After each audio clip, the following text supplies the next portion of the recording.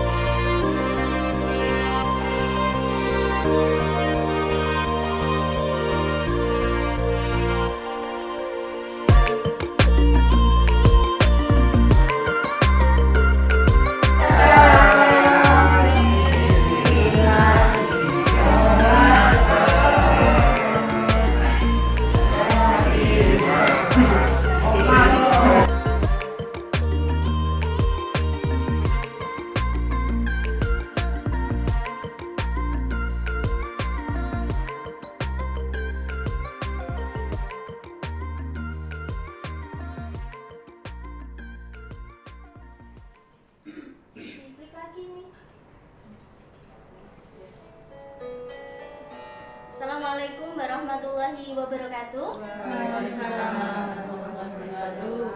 Selamat siang, ibu-ibu hebat. Alhamdulillah, siang hari ini kita dapat berkumpul di laboratorium komputer untuk mengikuti sosialisasi modul 1.4 tentang budaya positif. Next. Jadi apa itu budaya positif? Cepetan, Bu. Sebelum. Nah, budaya positif merupakan pendekatan mendidik anak untuk melakukan kontrol diri dan pembentukan kepercayaan diri. Next. Nah, dapat dilihat yang pertama yaitu melaksanakan tata tertib sekolah, cinta kebersihan dan lingkungan, kejujuran, religius, kepedulian, sifat toleransi dan sikap nasionalisme. Next. Nah, nilai kebajikan dan keyakinan kelas, yaitu untuk dapat melaksanakan budaya positif kita perlu melakukan keyakinan kelas melalui nilai-nilai kebajikan yang sudah disepakati bersama. Jadi ibu-ibu, ketika kita sebelum melaksanakan kegiatan belajar mengajar di kelas, sebaiknya kita melakukan kesepakatan kelas. Untuk anak tunarungu mungkin bisa gitu, tapi kalau untuk anak tunadahita yang bisa cuma anak-anak tertentu saja. Gimana sih kesepakatan kelas itu? Next, Bu Ucan. Nah, berikut ada contohnya. Jadi kesepakatan kelas itu seperti misalnya datang lebih awal. Jadi anak-anak diajak, yuk kita tulis ke kesepakatan kelas kita gitu. Nanti apabila anak itu melanggar, nanti ada konsekuensinya. Begitu, ya. Jadi ini saya menulis seperti ini. Jadi datang tepat waktu, membuang sampah di tempat sampah. Kemudian bisa juga mungkin kalau di kelas itu bisa kita tulis mendengarkan gurunya ketika kegiatan belajar mengajar. Kalau untuk anak tunagrahita mungkin kita akan mengalami kesulitan ya, yang mungkin bisa dikondisikan anak tunarungu bicara. Jadi peraturan-peraturan ini kita buat dengan anak-anak kita ajak untuk membuat. Kemudian kita jadikan sebuah keyakinan kelas. Lanjut Bu.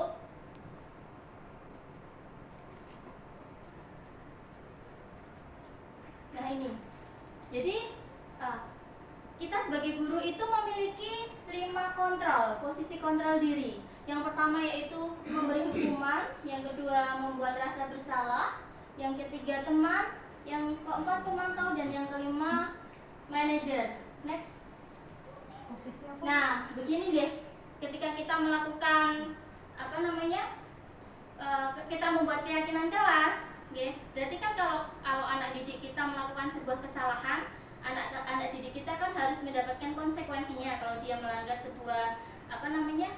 sebuah kesepakatan kelas. Jadi kita menghukumnya itu sebagai apa sih? Nah, di sini tuh bisa kita lihat yang pertama yaitu posisi menghukum. Biasanya itu kalau zaman dulu kita itu menggunakan posisi menghukum. Jadi kita tidak menanyai kepada anak kita permasalahannya apa, ada sebab apa gitu. Kita langsung menghukum. Seperti ada kata-kata berikut. Kamu selalu saja salah. Lari keliling lapangan. Itu contohnya. Jadi antara hukuman dan juga kesalahannya itu tidak relevan gitu. Misalkan dia itu datangnya terlambat, kita menghukumnya lari keliling lapangan. Kan tidak relevan antara datangnya terlambat sama lari keliling lapangan. Jadi ketika anak kita terlambat, konsekuensinya apa? Harus sesuai gitu. Kalau tidak sesuai, berarti kita itu sedang melaksanakan kontrol menghukum. Lalu yang kedua, membuat merasa bersalah. Nah, kata-katanya itu seperti ini. Ibu sangat kecewa sekali dengan kamu. Apa kamu tidak kasihan dengan ibu gitu? Biasanya gitu ya. Terus yang ketiga yaitu teman. Bahasanya menggunakan bahasa yang baik, seperti kita sedang berbicara dengan teman kita sendiri. Contohnya, ya sudah, tidak apa-apa, nanti ibu yang bereskan. Jadi ketika anak kita melakukan kesalahan, kita berada di posisi teman, yaitu biasanya kita lebih cenderung tidak memberikan solusi, tapi kita sendiri yang melakukan solusi tersebut. Seperti, ya wes rak popo, nanti ibu yang beresin. Misalkan menumpahkan air, ya sudah gak apa-apa, nanti ibu yang membersihkan, ibu yang ngepel. Seperti itu. Itu biasanya di posisi teman. Lalu yang selanjutnya di posisi pemantau, yaitu menggunakan data. Misalkan begini, Hana tahu ini jam berapa. Terus kemudian, apakah kamu tahu apa konsekuensi jika kamu terlambat? Itu biasanya di posisi pemantau. Lalu yang terakhir yaitu di posisi manajer. Di posisi manajer inilah posisi paling baik, posisi terbaik di antara kelima posisi kontrol yang sudah ada, yaitu guru melakukan sesuatu bersama dengan murid, mempersilahkan murid mempertanggungjawabkan perilakunya, mendukung murid agar menemukan solusi atas permasalahannya sendiri. Jadi misalkan ada anak itu berantem, tarik-tarikan baju, kemudian kasih bajunya lepas. Jika posisi kita sebagai penghukum, kita hanya marah saja. Kenapa ditarik?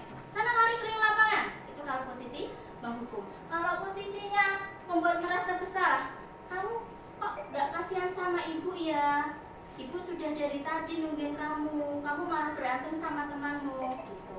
Terus ada juga di posisi teman. Ya sudah nggak apa-apa, lain kali jangan berantem ya, mana ibu yang benake gitu. Terus kalau berada di posisi pemantau, misalnya gini, ini kan sudah jam pelajaran, kenapa nggak masuk kelas gitu. Kalau di posisi manajer, kita bersama murid belajar bersama menggali sebuah masalah ini. Jadi masalahnya apa sih? Oh, kalian berantem perkara apa sih gitu kan. Kemudian kakinya lepas, konsekuensinya apa kalau kakinya lepas? nanti saya benerin Bu, gitu. Pakai apa? Pakai lem. Lu nggak bisa kalau pakai lem misalkan. Ayo kita ke guru keterampilan gitu. Jadi kita nggak hanya memberikan solusi ini kok dijahit atau dilem, tapi kita mengajak dia mencari solusi agar dia bisa kembali ke kelompoknya lagi. Ayo kita ke guru keterampilan, ke guru tata busana, kita jahit kancing yang sudah lepas itu. Begitu. Jadi, posisi manajer itu tidak hanya menghukum secara halus sesuai kesalahan anak, tetapi juga mengajari anak agar menjadi lebih baik lagi, dan ketika dia kembali ke kelasnya, kembali ke kelompoknya, dia mendapat ilmu baru yang bisa digunakannya lagi. Next Bu. Nah, kenapa sih anak melakukan sebuah kesalahan? Semua orang itu pasti pernah melakukan kesalahan, dan tidak ada manusia yang tidak pernah melakukan kesalahan. Itu sudah pasti. Kenapa? Biasanya itu karena kebutuhan dasar manusianya tidak terpenuhi. Kebutuhan 5 dasar itu apa aja? Yang pertama, bertahan hidup. Contohnya itu seperti makanan, sandang, papan. Kemudian kedua, kasih sayang dan rasa diterima. Yang ketiga, penguasaan. Yang keempat, kebebasan. Dan yang kelima, kesenangan. Apabila salah satu dari kebutuhan dasar manusia ini tidak dapat terpenuhi, maka anak itu akan mengalami trouble control. Dia akan melakukan kesalahan-kesalahan. Mungkin di sekolahan kita trouble controlnya karena pengelolaan emosi yang sulit mengelola emosi gitu. Tapi kalau di sekolah umum yang benar-benar umum itu biasanya bisa didasari dia itu melakukan kesalahan karena ada sebabnya. Sebabnya apa? Karena kebutuhan 5 pokok dasar manusianya tidak terpenuhi. Misalkan apabila ada anak yang mencuri uang temannya, kita gali dulu, kita tanya dulu, ada permasalahan apa? Apakah ada 5 kebutuhan dasar manusianya yang tidak terpenuhi? Misalkan dia tidak disangoni orang tuanya, atau dia sudah sangu tetapi dia masih lapar, kemudian dia uangnya sudah habis, jadi dia memiliki dorongan untuk mencuri uang milik temannya. Begitu. Terus ada lagi yang contohnya kasih sayang dan rasa diterima. Kalau di sekolahan kita sudah biasa ya, tapi kalau di sekolahan umum itu biasanya gini kasusnya. Kalau kurang kasih sayang, anak itu nggak mau di kelas, suka cari perhatian itu lewat melakukan kesalahan, misalkan bolos sekolah, terus bikin geng, kemudian dia itu merusak fasilitas sekolah. Itu sebagai posisi manajer kita harus melakukan validasi dulu. Jadi mencari tahu kebutuhan dasar mandiri, kasih sayang dan rasa diterima itu sudah terpenuhi pada anak apa belum. Apabila belum, itu berarti tindakan itu dapat mendorong anak untuk melakukan sebuah kesalahan. Lalu penguasaan, misalkan pada saat pelajaran matematika, kenapa anak pada saat pelajaran matematika suka keluar kelas, nggak mau ikut pelajaran, misalkan ke UKS atau pura-pura ke kamar mandi terus, seperti itu. Mungkin itu karena ada kebutuhan dasar yang tidak terpenuhi, contohnya yaitu penguasaan. Dirinya tidak menguasai materi tersebut sehingga mendorong dirinya untuk tidak berada di kelas. Yaitu yang keempat, kebebasan dan kesenangan. Apabila anak di kelas, tidur di kelas, ngomong sendiri, ngantuk, itu mungkin karena kebutuhan kebebasan dan kesenangannya itu tidak dapat terpenuhi, sehingga dia usil sendiri di kelas, protean sendiri, begitu. Next Bu. Nah, ketika anak itu melakukan kesalahan, sebagai diri kita sebagai manajer, manajer itu kita melakukan segitiga restitusi. Yang pertama yaitu menstabilkan identitas, yang kedua validasi tindakan yang salah, dan yang ketiga menanyakan keyakinan. Jadi menstabilkan identitas itu begini, seperti kita ngajak dia ngobrol, kita dudukkan, kemudian kita tanya gimana, ada masalah apa sebenarnya, kemudian kamu sudah makan apa belum, kenapa kamu datang terlambat, kemudian memvalidasi tindakan yang salah. Kamu tahu nggak tindakanmu itu salah?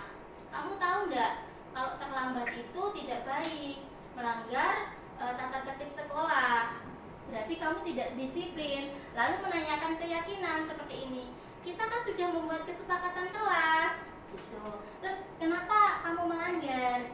Next Bu.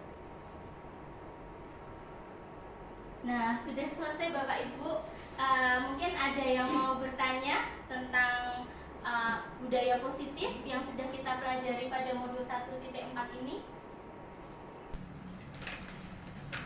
Permisi Bu, Ya. saya menanyakan kalau posisi menghukum itu tidak relevan dengan kesalahan dan cenderung menekan.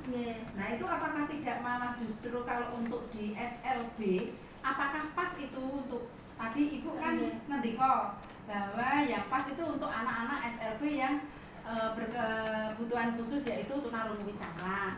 Tetapi kalau menurut saya posisi menghukum itu sepertinya kok sudah menggarisbawahi ya. Soalnya kan tidak relevan dengan kesalahan dan cenderung menekan.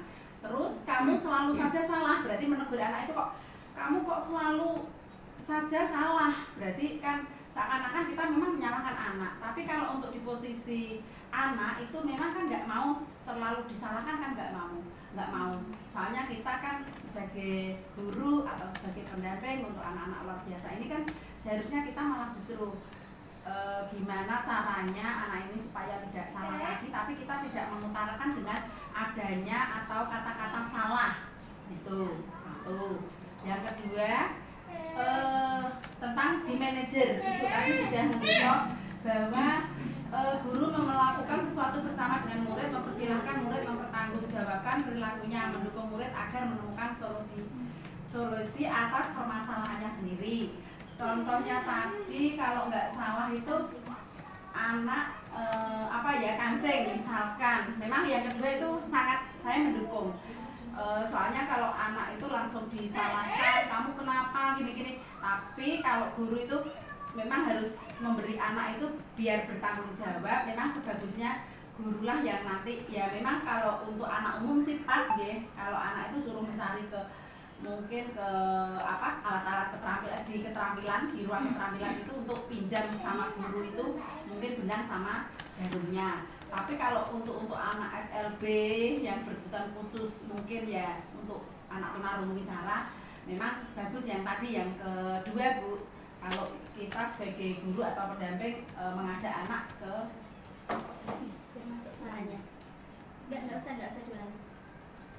Biar anak itu tadi paham. Ayo kamu tadi yang melakukan menarik ke temannya sampai kancing itu putus. Ayo sekarang kamu yang harus membetulkan atau memasang kancing itu lagi. Jadi kita sebagai pembimbing memang tidak boleh terlalu menggarisbawahi anak. Soalnya anak-anak didik kita itu memang luar biasa. Tidak seperti pada umumnya. Menurut saya ya Bu ya.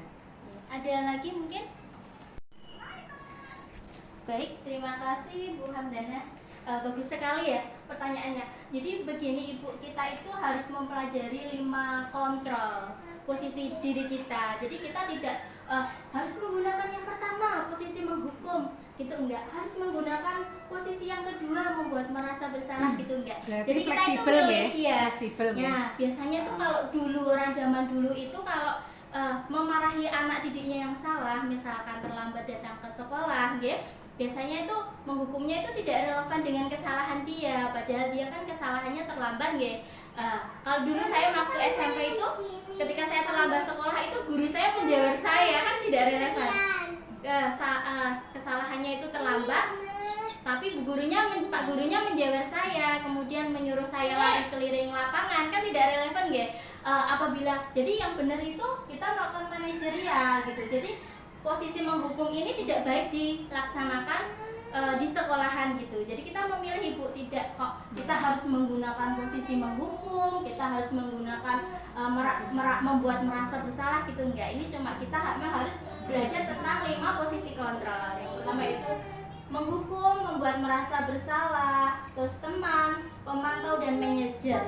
Memang untuk yang terbaik adalah kita melakukan manajer. Posisi kita itu sebagai manajer itu posisi yang paling baik karena di lain kita menghukumnya itu relevan dengan kesalahannya, kita juga menjadikan anak ini tuh menjadi lebih lagi, dia mempunyai kemampuan lebih lagi gitu Bu. Jadi ketika dia kembali ke kelasnya, dia merasa lebih baik dan lebih percaya diri. Begitu sih Bu. Mau bertanya lagi?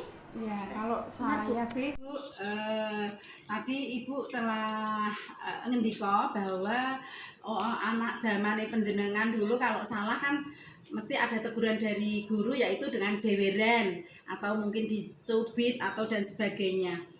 Soalnya kalau tahun-tahun dulu kan nggak ada, ibaratnya orang tua belum bisa melaporkan dan ini itu, tapi tahun-tahun sekarang itu kan sudah rawan ya Bu ya untuk guru. Soalnya kalau murid itu salah kita jewer, itu mesti nanti akan menyebabkan, maksudnya ada masalah.